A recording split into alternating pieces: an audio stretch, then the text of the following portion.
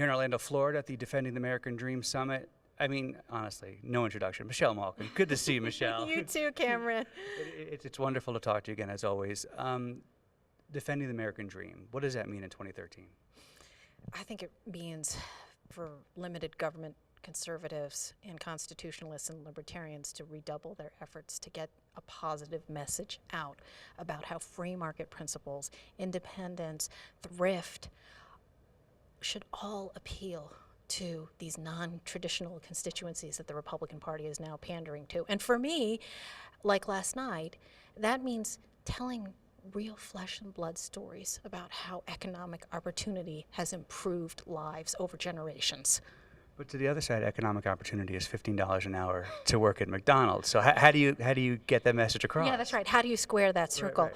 Well, I think part of it is underlining the devastating consequences of government dependence and of these control freaks who have dictated and distorted free market principles. And so, you know, a lot of it is evangelical work, but on the other hand, there's just laying the basic foundations of Economics 101 and drilling down all the way into the elementary school level, because by the time you get to high school and they're teaching Howard Zinn, you're lost. Yeah. It's all over, game over by then, which is why, you know, the thing about Americans for Prosperity is you've got this incredible groundswell and this base of grassroots activists who are working at the local and state level, which is really where it's at for all of us. A discussion you've had recently that you've tweeted about a couple of times that we talk a lot about is the confluence of pop culture and politics. And you say you don't have to be involved in it, but you need to be conversant in it. Talk about that. Yeah, I say that you don't have to be of it. You don't have to twerk. That's right, to be in it, but you do have to understand what's going on. And we cover a lot of this at twitchy.com, my Twitter and creation aggregator. And a lot of times we get heat for it because a lot of conservatives who would rather exempt themselves from the pop culture landscape say, why do you care? Well, I don't know. There's tens of millions of people who follow Lady Gaga on Twitter. Well, people are paying attention, so why shouldn't you be? That doesn't mean that you pander to them. You know, I always cringe when I hear some Republican politicians say, yeah, I've got NWA on my iPod. Right. No, that's not how you do it, man. But, you know, a lot of people mocked Barack Obama for tweeting Katy Perry on the night of the VMAs with the hashtag roar, but there is a savviness there about knowing where to go and knowing where the eyeballs are, and we need to be in that space. Let's go to Colorado for a second. Your adopted state. Are you in Morse's district? I am. All right. So let's talk about the recall coming up. We'll talk about it. Just being on the ground there. What do you think about the chances of the recall? The history of the recall, the fact that it's even happening is amazing. But what do you see as the chances, and what should Coloradans be doing, especially these districts? It's an uphill battle. I said it's a David versus gun-grabbing Goliath battle. And there are epic proportions. I mean, this is ground zero, and everybody understands, at least in my district, what the stakes are. You've got 2 recalls going on of the state Senate president, John Morse, who was barely elected in a swing district. A lot of it encompasses the west part of Colorado Springs, which tends to be sort of crunchy granola.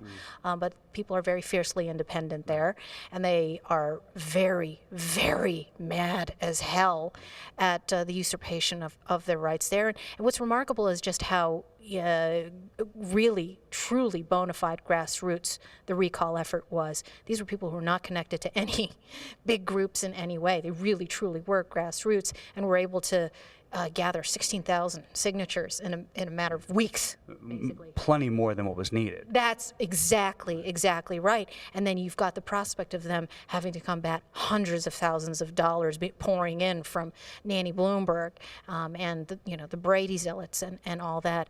I know some people are really nervous about the numbers, and it really is all about, I mean, it's not cliche to say turn out on September 10th. And we're just hoping that the passion and the zeal on our side is going to outweigh this. And I have to say that, there are a lot of Democrats in Colorado Springs in particular are very depressed. They don't like a lot of their votes of John Morse, and, it extends far beyond the gun issue and the Second Amendment issues, some of his economic votes and such. So he's really nervous, and you can tell because what the progressives are doing now, of course, is using the same kind of demonization tactics. They're calling Bernie Herpin, the GOP candidate, the biggest threat to women's rights, blah blah blah. And the thing is, we need to be on the air and on the ground combating that in the several days that are left till the recall. Last question. You tweet a lot about yourself, and then on Twitch, you, of course, a lot of gun issues, Second Amendment issues.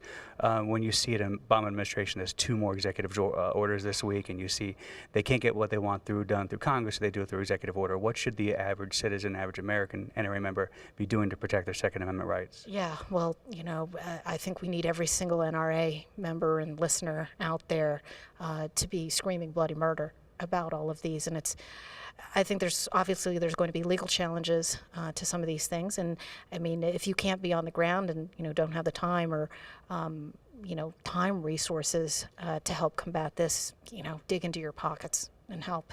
I mean, that's really all I can say at this point, because I think what's been dispiriting is I think a lot of grassroots Second Amendment activists have been dissatisfied with where the Republican Party has been on this, and I mean it's unfortunate, but that's part of the left's playbook too, is just to completely divide our attention. We've got so many balls in the air, and there's Syria, and there's Common Core, and then you're fighting all of these things at the local to state level. But I think electorally, we need to keep our eyes on the prize in 2016 and make sure we have somebody who understands and cherishes our Second Amendment. Well, walking through here and you getting stopped every 2 seconds, I appreciate a few minutes of your time. Thank you, Michelle. Good to see you. Oh, it was not only a pleasure, but an honor. I'm honored. Thanks, Michelle. Thank you. Take care. And you get a hug. All right. On camera. Nice.